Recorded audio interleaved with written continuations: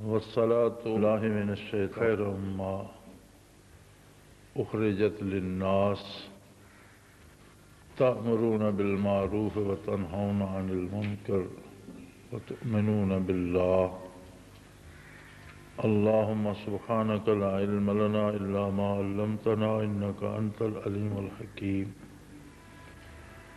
مولاي صل وسلم دائما أبدا على حبیبک من زانت بہ السرور۔ ارشاد باری تعالی ہے کہ تم بہترین امت ہو،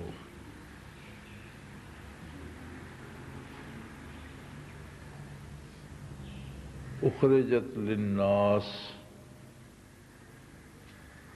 اور تمہارے سب سے بہتر ہونے کی دلیل یہ ہے کہ تمہیں عالم انسانیت کے لیے وجود میں لایا گیا ہے۔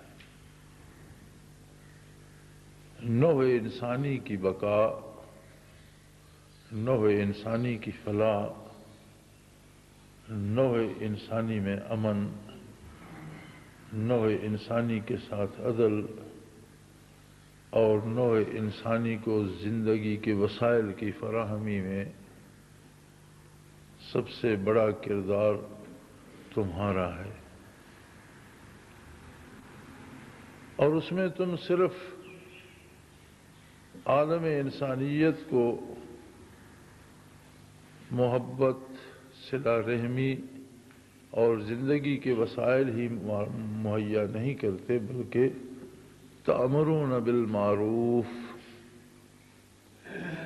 عالم انسانیت میں بھلائی اور اچھائی کا حکم کرتے ہو، وَتَنْهَوْنَ عَنِ الْمُنْكَرِ، اور برائی سے، جور و جفا سے، ظلم و زیادتی سے روکتے ہو، اور یہ سارا تم اس لیے کرتے ہو کہ وَتُؤْمِنُونَ بِاللَّهِ، کہ تمہیں اللہ پر یقین ہے، تمہارا اللہ کے ساتھ ایمان ہے، تم اللہ کو مانتے ہو، جانتے ہو۔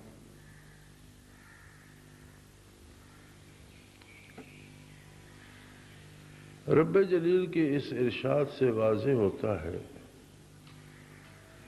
کہ ان سارے محاسن کا مدار فرد کی ذاتی اس کیفیت پر ہے کہ وہ اللہ کو کتنا جانتا ہے اور کتنا مانتا ہے۔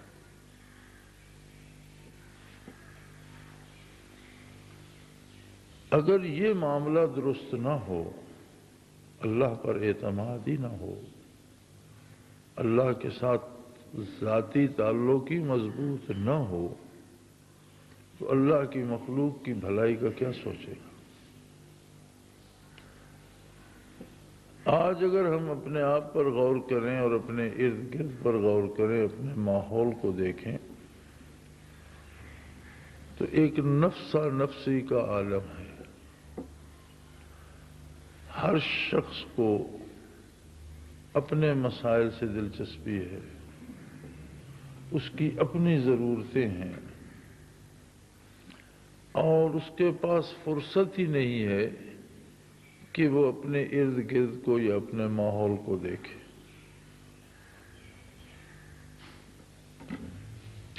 بلکہ اپنے ارد گرد اور اپنے ماحول میں اگر وہ کسی کے پاس کوئی چیز دیکھتا ہے تو وہ سمجھتا ہے کہ اس سے اگر میں چھین لوں، میرے کام آ جائے، میری ضرورت پوری ہو جائے، اس کا کیا ہوگا، اس کی اسے پرواہ نہیں۔ یہ کردار ایک عام آدمی سے لے کر حکمرانوں تک کا ہے۔ حکمران بحیثیت مسلمان پورے ملک کی بہتری اور فلاح کے مکلف ہیں، اور ملک کے ساتھ پوری دنیا اور عالمی معاملات میں بہتری کے مکلف ہیں، جس کا انہیں اللہ کے نزدیک جواب دینا پڑے۔ عالمی حالات کو تو چھوڑیے، اپنے ملک میں بھی حکومتیں اور حکمران عام آدمی کے لیے سہولتیں کم اور مسائل زیادہ پیدا کرتے ہیں، اس لیے کہ ان کی فلسفی یہ ہوتی ہے کہ لوگوں کو اپنی فکر پڑی رہے، کوئی ہماری طرف انگلی نہ اٹھائے۔ کون سی ایسی حکومت اور کون سا ایسا حکمران ہے جو یہ نہیں سمجھتا کہ علم دنیاوی اور اخروی دونوں زندگیوں کا زینہ ہے اور کنجی ہے، اور جہالت کفر کو جنم دیتی ہے۔ اسلام بنیادی طور پر جہالت کے خلاف ہے۔ کفر تو جہالت کا پھل ہے کہ جہالت کفر تک لے جاتی۔ گزشتہ نصف صدی سے زائد عرصے میں اپنے ملک اور اپنے قوم کو دیکھ لیں کہ تعلیمی ترقی کتنی ہوئی ہے۔ تعلیمی ادارے بڑے بن گئے، اسکول بڑے بن گئے، لوگوں کو ملازمتیں ملی، لیکن تعلیمی معیار پہلے سے دن بدن پیچھے چلا گیا۔ اور یہ بدبختی ہم ایشیائی ممالک کی ہے۔ شاید ہمارے حکمران یہ دیکھتے ہیں کہ پڑھی لکھی قوموں پر حکومت کرنا کتنا مشکل ہے۔ اگر امریکہ جیسے بڑے ملک کا صدر بھی کوئی غلطی کرتا ہے تو لوگ پکڑ لیتے ہیں، سوال کرتے ہیں، پوچھتے ہیں ایسا کیوں ہوا۔ برطانیہ کا وزیر اعظم غلط قدم اٹھاتا ہے تو وہ سارا ملک چلا اٹھتا ہے، شور کرتے ہیں، پوچھتے ہیں کیا کیوں ایسا کیوں ہوا۔ یہاں جس کا جو جی چاہے کرتا ہے اور کوئی پوچھنے والا نہیں ہوتا۔ اس لیے نہیں ہوتا کہ پہلی بات تو یہ ہے کہ عام آدمی جانتا ہی نہیں کہ وہ کیا رہا ہے، جہالت کے ان اندھیروں میں پڑا ہے جہاں وہ جانتا ہی نہیں کہ وہ کیا رہا ہے۔ اور اگر اس کے کانوں تک کوئی بھنک پہنچ بھی جائے تو اسے اپنے رات دن پورا کرنے میں اور دال روٹی پورا کرنے میں اتنے مسائل ہیں کہ اس کے پاس اس کے لیے وقت ہی نہیں کہ وہ کسی سے پوچھنے جائے یہ کیوں ہوا، یہ کیسے۔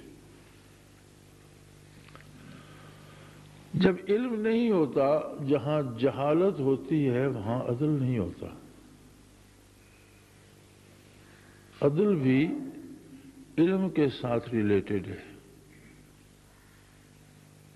جہالت ہوتی ہے تو عدل بھی نہیں ہوتا،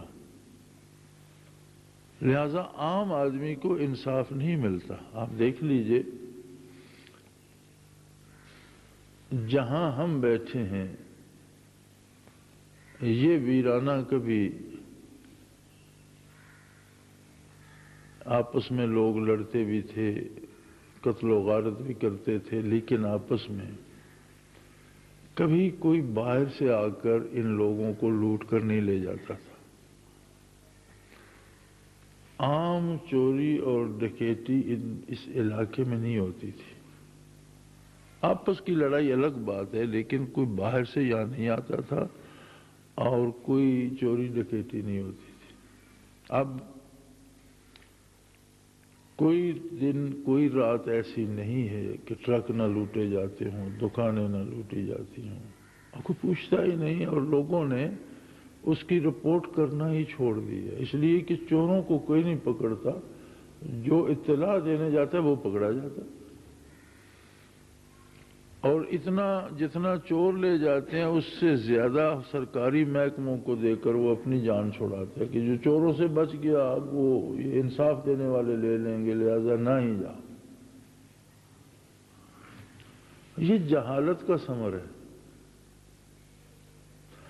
اور اس سارے میں حکمران حکومت کر رہے ہیں، سیاستدان اپنی سیاست کر رہے ہیں۔ کیا سیاستدان نہیں سمجھتے کہ اس قوم کو علم کی ضرورت ہے زندہ رہنے کے لیے؟ عام آدمی کو سانس لینے کے لیے ہوا کی ضرورت ہے، ایک بچے کو کھانے پینے پہننے اور پڑھنے کے لیے، صحت مند رہنے کے لیے دواؤں کی، غذا کی ضرورت ہے۔ بالکل سمجھتے ہیں، لیکن گزشتہ نصف صدی میں کسی سیاستدان نے اس پر احتجاج کیا؟ کوئی تحریک عام آدمی کے حقوق کے لیے بھی چلائی گئی؟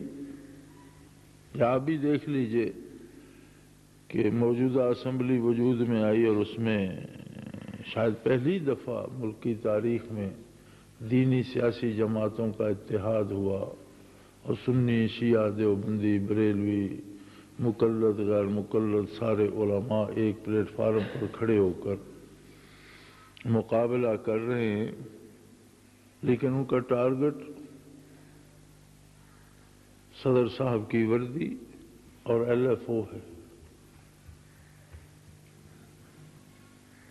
ایسا ایشو ہے جس سے عام آدمی کو کوئی فرق نہیں پڑنے والا، صدر باوردی ہے یا بغیر وردی کے ہے، ایل ایف او آئین کا حصہ ہے یا نہیں ہے، کسی غریب کو کیا فرق پڑے گا؟ اور ایک دیہاتی جو بھوکوں مر رہا ہے، جس کے پاس ماں باپ کے علاج کا کوئی سبب نہیں، جس کے پاس بچوں کی تعلیم کے لیے کچھ نہیں، اسے صدر وردی اتار دے گا تو کیا ہوگا اور پہن کے رکھے گا تو کیا ہوگا؟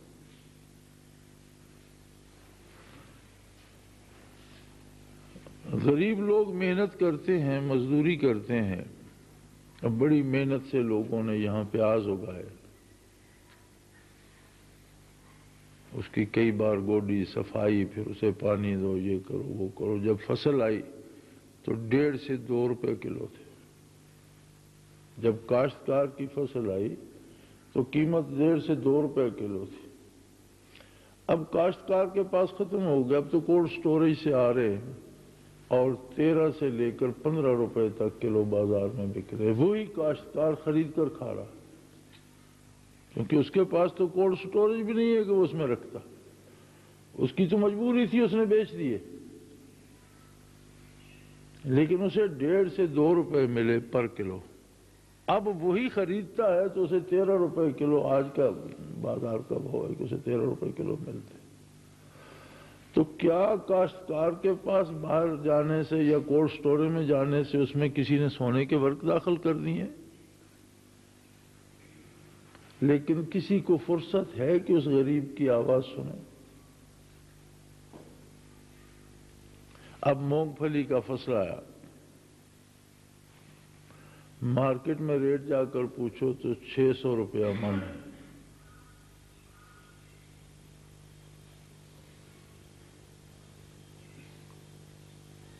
اور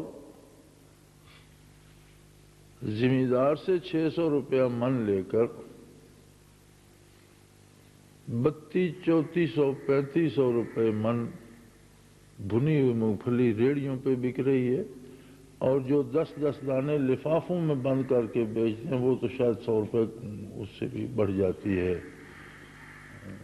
کہ جی اس پر ایک پیکٹ چڑھا دیتے ہیں اور 10 دانے اس میں ہوتے ہیں اور 10 روپے کا وہ پیکٹ ملتا ہے۔ تو وہ مونگ پھلی کیا آسمان سے اتری ہے جو اس پیکٹ میں 10-20 دانے ہیں؟ 20 تو شاید ہی ہوتے ہوں گے کسی پیکٹ میں، وہ پیکٹ 10 روپے کا اور دانے اس میں شاید 8-10۔ تو اگر حکومت کو اس طرف رجحان نہیں ہے تو کیا اپوزیشن کا فرض نہیں ہے کہ وہ عام آدمی کی بات کرے اور اس پر بھی کوئی ایجیٹیشن، کوئی احتجاج کسی اسمبلی میں اس پر بھی بات ہو؟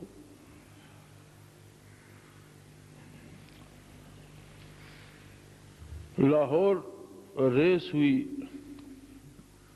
قذافی سٹیڈیم میں، ریس ہوئی یا نمائش ہوئی، غالباً نمائش تھی کتوں کی، پیٹ ڈاگز۔ امیر لوگ جو گھروں میں کتے شوقیہ پالتے ہیں بچوں کی طرح، ان کی نمائش۔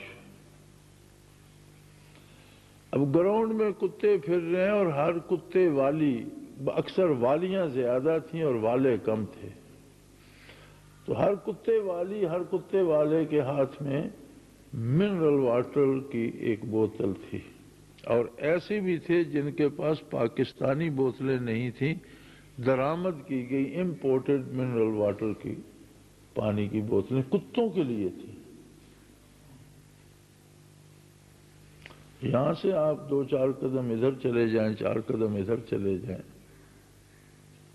اللہ کی مخلوق ان جوڑوں سے پانی پیتی ہے جن میں بارش کا پانی آتا ہے، جن میں ساری رات جنگلی سور اور جنگل کے درندے اور گیدڑ اور بھیڑیے ساری رات وہ استعمال کرتے ہیں، اور صبح اللہ کی مخلوق اسی سے لوگ وضو کرتے ہیں اور وہی پیتے ہیں۔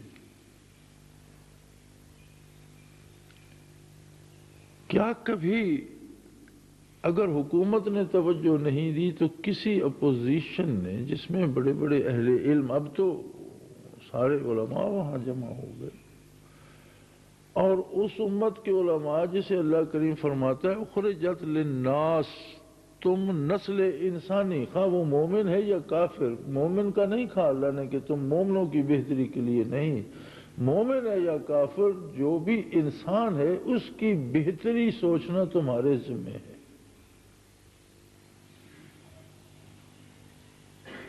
تو اسمبلی میں تو شاید قیمتی پانی میزوں پہ رکھا ہوگا، ان کے گھروں میں بھی پہنچ جاتا ہوگا، لیکن کبھی ہاں، میرے پاس ایک امریکن ٹھہرا ہوا تھا، تو ایک جوڑ کے پاس سے ہم گزرے تو مجھے کہنے لگا کہ میں تو اب پاکستانی بن چکا ہوں، آئی بیکم، میں پاکستانی۔ میں کہ کیسے تم نے محسوس کیا کہ تم پاکستان؟ کہتا ہے میرا دل کرتا ہے کہ اس جوڑ میں نہا لوں۔ میں نے کہا اس طرح پاکستانی نہیں بن سکتے۔ پھر مجھے کیا کرنا ہوگا؟ میں نے کہا اس سے پانی پیو۔ کہتے ہیں نا میں تو مر جاؤں گا۔ میں نے کہا پھر تم پاکستانی نہیں ہو جب تک یہ پاکستانی یہ پی رہے ہیں، اسی پہ زندہ ہے۔ لیکن حیرت کی بات یہ ہے کہ ایشیا کی پہلی پڑھی لکھی اسمبلی، اور اس میں ملک کے چیدہ چیدہ نامور علماء اور ہر مکتب فکر کے علماء اقتدار کے لیے لڑتے ہیں، عام آدمی کے حالات کے لیے۔ میرے خیال میں میری ڈاک میں ایک حصہ، میری ڈاک کافی ہوتی ہے، اوسطاً 35-40 خط روز ہوتے ہیں، اس میں ایک حصہ جس میں 10-12-15 خط آپ کہہ لیں ایسے ہوتے ہیں کہ جی میرے کاروبار پہ کسی نے جادو کر دیا۔ پھر جادو کس نے کرنا ہے تمہارے کاروبار پہ؟ سارے ملک کے کاروبار کا بھٹا بیٹھا ہے اور کسی کو فرصت ہی نہیں کہ اس طرف توجہ دے۔ تو میں سب کو لکھا کرتا ہوں کہ یہ جو حکومت اور حکمران ہیں، ان کے ساتھ جو اپوزیشن ہے، یہ سارا جادو ہے۔ اگر یہ کھیل سنور جائے، کسی کو یہ فرصت ہو کہ ملک میں ہو کیا رہا، کہاں ظلم اور زیادتی ہو رہی ہے اور اس کا کیا تدارک کیا جائے، تو پھر تو شاید یہ سوچا جا سکے کہ کسی ایک پر جادو ہوگا۔ یہ تو سارے ملک پہ جادو ہے، اور ایک ہی جادو ہے کہ جو صاحب ارباب اقتدار ہیں، جو لوگ حکومت میں بیٹھے ہیں یا اپوزیشن میں، انہیں آپ کی زندگی کی، آپ کے کاروبار کی، آپ کے مصائب کی کوئی پرواہ نہیں، نہ ان کے پاس فرصت ہے۔ ہاں، آپ ان کے لیے کارآمد ہیں جب آپ کو ووٹ دینا ہوتا ہے، اس وقت کوئی اسلام کا واسطہ دیتا ہے، کوئی قرآن کا واسطہ دیتا ہے، کوئی اللہ کا واسطہ دیتا ہے، کوئی روٹی کپڑا اور مکان دکھاتا ہے، کوئی اور خوبصورت خواب دکھاتا ہے، اور عام آدمی بیچارہ اتنا بے وقوف ہے کہ ہر بار بے وقوف بنتا ہے، جائے بھی کہاں، اس کے پاس اور راستہ کیا ہے؟ کسی نہ کسی پر تو اعتبار کرے گا، اور جس پہ کرتا ہے وہی اس سے فائدہ اٹھا لیتا ہے اور اسے کہتا ہے کہ یہ تو ہے ہی بے وقوف۔ اب کہاں وہ قرآن کا مسلمان، کہاں وہ خیر امت جس کے کندھوں پہ ساری انسانیت کا بار رکھا ہے، اور اللہ کا ایک نظام ہے۔ اس نے ایک نظام بنایا ہے کہ آپ کھیتی میں ہل چلاتے ہیں، اسے باڑ لگاتے ہیں، رکھوالی کرتے ہیں، کھاد ڈالتے ہیں، پانی دیتے ہیں، کاشت کرتے ہیں، پھر بھی اس کی مرضی ہوتی ہے وہ کتنا پھل لگاتا ہے۔ یہ سارا پروسیس اس کا بندہ مکلف ہے۔ اب اگر ایک آدمی کھیتی کاشت بھی کرتا ہے، بوتا بھی ہے، اس میں بیج بھی ڈالتا ہے، پانی بھی دیتا ہے، لیکن اس کی صرف رکھوالی چھوڑ دیتا ہے، تو شاید اس کا بیشتر حصہ ویسے ہی جانور کھا جائیں گے، تباہ ہو جائیں گے۔ اور کوئی سرے سے بیجتا ہی نہیں تو اس کھیتی میں کیا ہوگا؟ قدرت کا یہ کام نہیں ہے کہ جہاں انسان کے ذمے کام ہے وہ کام نہ، ایک آدمی شادی کرتا ہی نہیں، قدرت اسے اولاد نہیں دیتی۔ جب امت محمدیہ علیہ صاحب الصلاۃ والسلام پر پوری دنیا انسانیت کی اصلاح کا بوجھ رکھا گیا اور امتی ہونے کے دعوے دار اپنی ذاتی اصلاح سے بھی گئے گزرے ہو گئے، تو دنیا میں امن کہاں سے آئے گا؟ کیسے آئے گا؟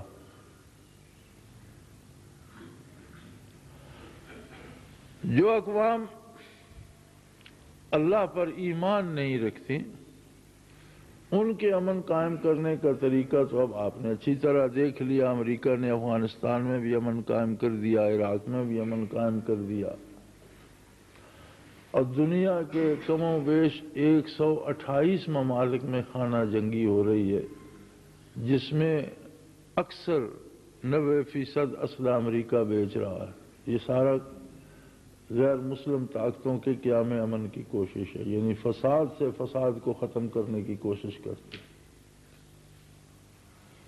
آگ ہی لائی گئی آگ بجھانے کے لیے، جہاں پہلے آگ لگی ہے وہاں اور آگ لے آتے ہیں کہ یہ بجھ جائے گی۔ آگ سے آگ بجھے گی کبھی؟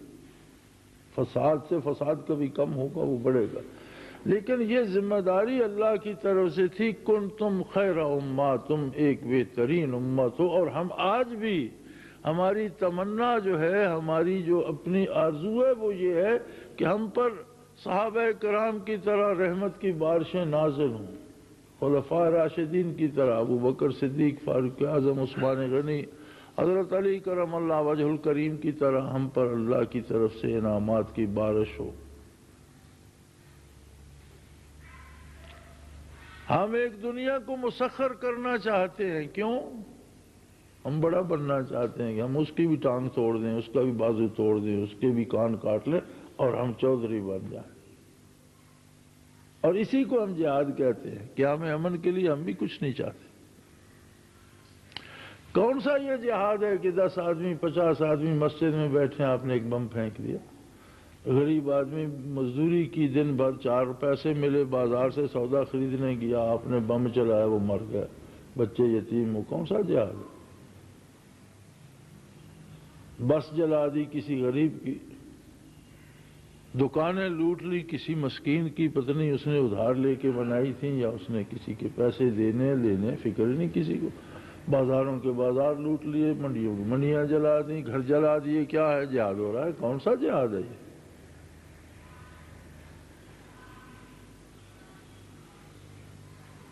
جہاد تو یہ تھا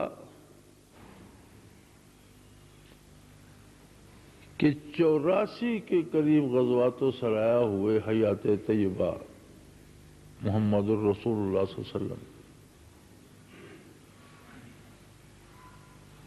10 سال اسلام کی حکومت رہی مدینہ منورہ میں، 13 برس تو حضور صلی اللہ علیہ وسلم نے مکہ مکرمہ میں گزارے، جو انتہائی تکلیف دہ، مشکل اور آزمائش کے سال تھے۔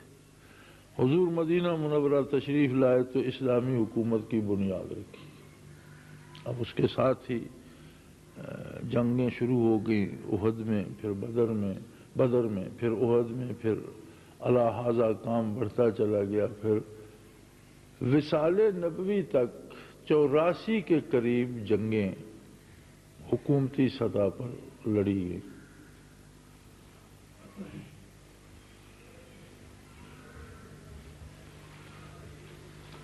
لیکن ان 84 جنگوں میں مرنے والوں اور زخمیوں کی تعداد سینکڑوں میں تھی، 1000 اور کچھ لوگ مارے گئے۔ بندے مارنا مقصد نہیں تھا، بندوں کو برائی سے روکنا مقصد تھا۔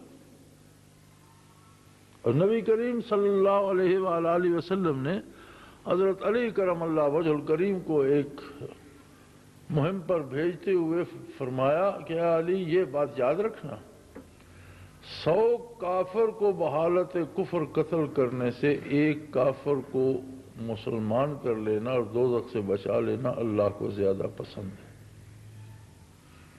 اللہ نے ہمیں یہ حکم نہیں دیا کہ اس کی مخلوق کو تباہ کر دیں، ہمیں ظلم کو روکنا ہے۔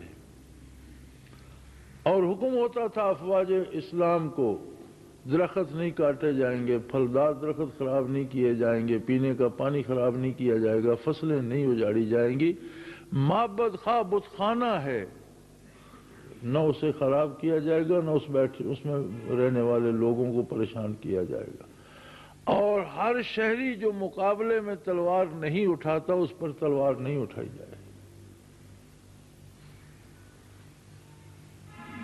آج کیا ایسا ہوتا ہے؟ اس کا مطلب ہے کہ عہد نبوی علیہ صاحب الصلاۃ والسلام کی جنگیں آج کے امن سے زیادہ پرامن تھیں۔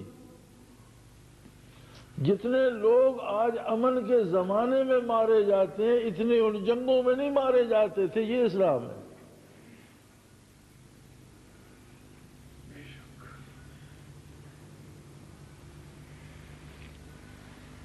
رب جلیل نے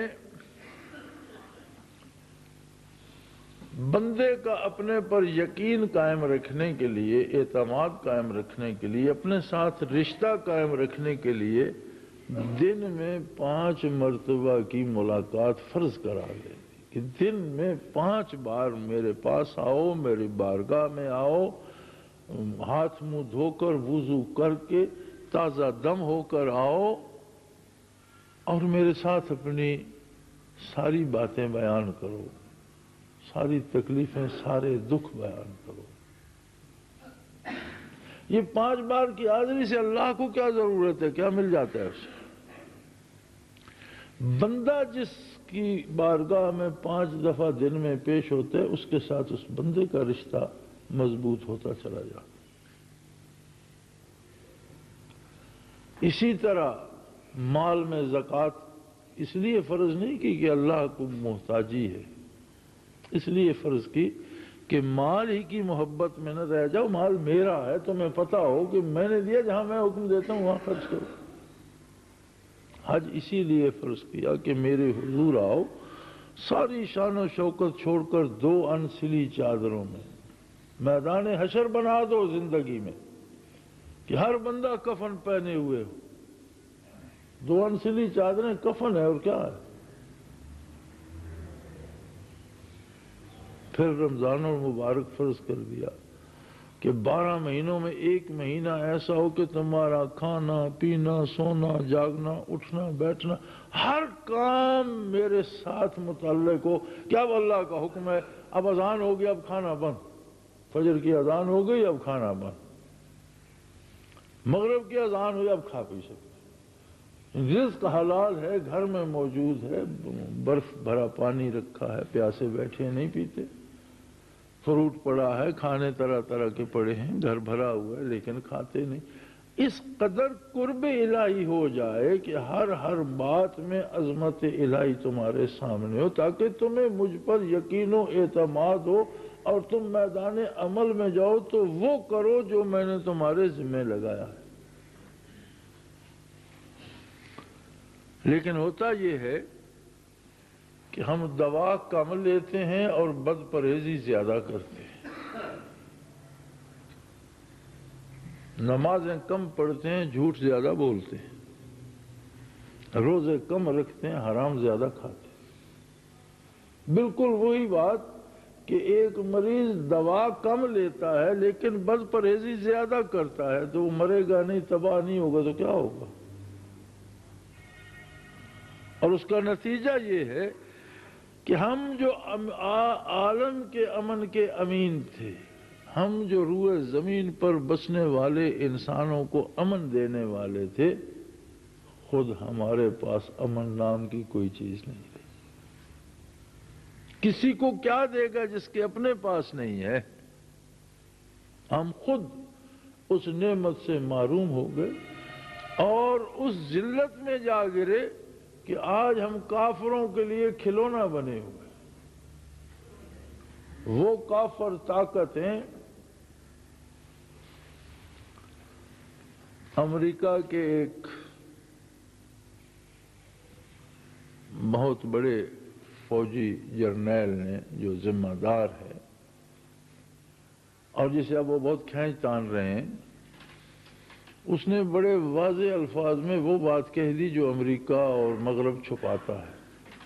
اس نے کہا بھئی یہ جو مسلمان ہیں یہ تو عرب میں بھی ایک شہر میں مکہ میں ان کا ظہور ہوا اور اس شہر میں بھی لوگ انہیں روز پیٹا کرتے تھے، 10-5 لوگ تھے یہ، تو ان کی تو کہیں حکومت نہیں رہی، لیکن جب یہ مکے میں ظہور ہوا مسلمانوں کا، اسلام کا، تو یہ روئے زمین یہ سارا عیسائیوں کے ماتحت تھا۔ اس میں مصر بھی ہے، اس میں اردن بھی ہے، اس میں سارے یہ ایران بھی ہے، عراق بھی ہے، اور اس میں یہ سارا مڈل ایسٹ اور سارا یورپ اور سارا ویسٹ ہے۔ تو یہ ساری جو ریاستیں ہیں یہ تو ہم عیسائیوں کی ہیں، مسلمانوں نے تو مکہ سے اٹھ کر اور صحراؤں سے اٹھ کر ہم سے یہ چھین لی۔ اب وقت آ گیا ہے کہ ان سب کو واپس چھین کر عیسائی حکومتیں قائم کی جائیں۔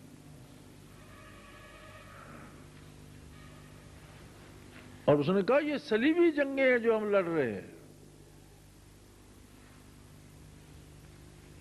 یہ دنیا کے جتنے ممالک ہیں یہاں اسلام کہاں تھا؟ ہم تو موجود تھے، ہماری حکومتیں موجود تھیں، عیسائی حکمران تھے، بڑے بڑے بادشاہ تھے عیسائی، اور ان سے چھین کر انہوں نے قبضہ کر لیا۔ اب ہمیں یہ سب ان سے واپس لینی ہے۔ اب اس پر امریکہ میں اس کی کھینچا تانی ہو رہی ہے اور اس کے خلاف ایکشن لیا گیا، تم نے یہ بات کیوں کہی؟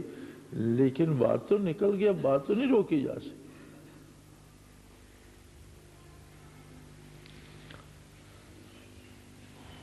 یعنی دنیا کفر کو اب یہ قصہ اس طرح یاد آیا کہ آقا نامدار صلی اللہ علیہ وآلہ وسلم تو مکہ کے مہاجر تھے، انہیں تو مکے میں کسی نے رہنے نہیں دیا۔ یہ مسلمان دنیا پر حکمرانیاں کہاں کر رہے ہیں، ان کو بھگاؤ۔ اور مسلمان ہیں کہ اپنے دال آٹے پہ لڑ رہے ہیں، انہیں کسی بات کی فکر ہی نہیں ہے۔ اسمبلیاں ناکام ہیں، دین کے دعوے دار بھی دنیا میں لت پت ہیں، مساجد میں گولیاں چلتی ہیں۔ کیسے مسلمان ملک ہیں، عبادت گاہوں میں بم چلتے ہیں، گولیاں چلتی ہیں، لوگ مارے جاتے ہیں۔ بدترین کافروں کے بت خانے بھی اجاڑنے کی اجازت نہیں دی گئی۔ یہاں مساجد محفوظ نہیں ہے تو اس عالم میں کیا ہو سکتا ہے؟ میں نے بھی حکومت کا گلہ بھی کر لیا، شکوہ کر لیا، اسمبلی کا شکوہ بھی کیا، اپوزیشن کا شکوہ بھی کیا، لیکن یہ ساری باتیں تب تک مفید نہیں ہے جب تک میں اور آپ ہم اپنا جائزہ نہیں لیتے۔ آخر ہم کیا کر رہے ہیں؟ کیا ہمیں کوئی دلچسپی ہے لوگوں کے حالات سے؟ کیا ہم ان کے لیے کم سے کم دعا ہی کر سکتے ہیں؟ اپنے آپ کو ظلم سے روک سکتے ہیں، دوسرے کا حق نہ چھینیں، دوسرے کا مال نہ چھینیں، ہو سکے تو اسے تحفظ فراہم کریں۔ کبھی ہم نے بھی اپنی ذات کو چھوڑ کر اپنے دائیں بائیں بیٹھے ہوئے لوگوں کے بارے سوچا یا نہیں؟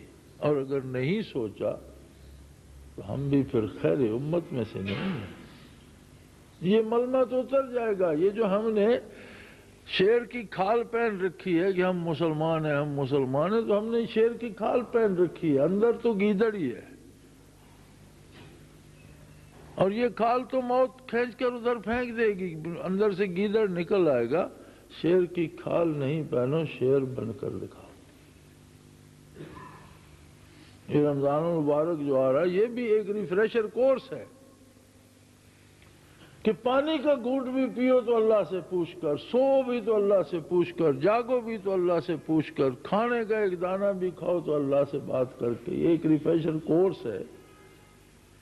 اور ہم ابھی سے یہ سوچ رہے ہیں کہ رمضان آ رہا ہے، آٹا مہنگا ہو گیا، دال مہنگی کر دو، چیزوں کے نرخ بڑھا لو، کمائی کا مہینہ ہے بھائی، 5 روپے پکوڑے پاؤ دیتے تھے تو اب 15 کر دو، لوگ کھائیں گے ہی، بکیں گے۔ عجیب حال ہے ہمارا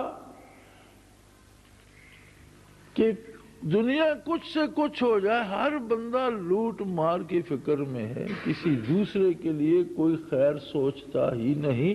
یہ کس قسم کے مسلمان ہیں؟ یہ کیسی مسلمانی ہے اور ہم کیسے مسلمان ہیں؟ تو میرے بھائی، رمضان المبارک آ رہا، انشاءاللہ آئندہ جمعہ غالباً رمضان المبارک کا پہلا جمعہ ہوگا۔ نبی علیہ السلام نے اس ماہ مبارک کی بھی بڑی فضیلت بیان کی ہے، شعبان المعظم کی بھی، اور فرمایا رمضان و شہر اللہ و شعبان و شہری، او کما قال رسول اللہ صلی اللہ علیہ وسلم، کہ رمضان اللہ کا مہینہ ہے، شعبان میرا اللہ کے رسول کا مہینہ ہے۔ یہ بخششوں کے رحمتیں لٹانے کا موسم اور دن ہے، بہار ہے بخششوں کی، لیکن ہم بخشش چاہیں تو، ہم توبہ کریں تو، ہمیں اپنی غلطی کا احساس ہو، ہم یہ سمجھیں کہ ہم نے 70 برس کی زندگی میں غفلت کی، کوتاہیاں کی، گناہ کیے، چلو اب احساس ہو گیا، یا اللہ تو کریم ہے، میرے پچھلے گناہ بخش دے اور مجھے آئندہ نیکی کی توفیق دے، تو کوئی بڑی بات نہیں، وہ قادر بھی ہے، کریم بھی ہے، اس کی رحمت حدود سے بالا تر ہے، اور وہ چاہے تو گناہوں کے بدلے بھی ثواب عطا کر سکتا ہے، گناہوں کے بدلے بھی نیکیاں دے سکتا ہے، لیکن کوئی مانگے، اور مانگے تب کہ اسے مانے، اور جو مانتا وہ ہماری طرح دیدہ دلیری نہیں کرتا۔ عظمت الہی کو ماننا اور اس کی اطاعت کرنا، نبی علیہ السلام کو ماننا، یہ ہے کہ آپ صلی اللہ علیہ وسلم کے دامن سے وابستہ ہو جائے، جہاں لے جائیں وہاں جائے، جہاں نہ لے جائیں نہ جائے، جو کرنے کا حکم دیں کرے، جہاں سے روک دیں رک جائے۔ تو اگر یہ احساس زندہ ہو جائے اور ہمیں پھر سے یہ احساس ہو جائے تو اللہ کریم ہے، وہ ہمیں خیر امت میں شامل فرما لے، ورنہ یہ رمضان بھی بغیر توبہ کے نکل گیا تو شاید اگلا رمضان نصیب ہو نہ ہو۔ بہت اہم موقع ہے بخشش عامہ کا، اللہ کریم ہمیں توفیق دے، احساس دے، اور یاد رکھیں ہم دنیا کے امن کی شکایت کرتے ہیں، دنیا میں قیام امن مسلمانوں کا فریضہ ہے، ذمہ دار ہیں مسلمان۔ اللہ کریم عالم اسلام کی اصلاح فرمائے۔ وآخر دعوانا ان الحمدللہ رب العالمین۔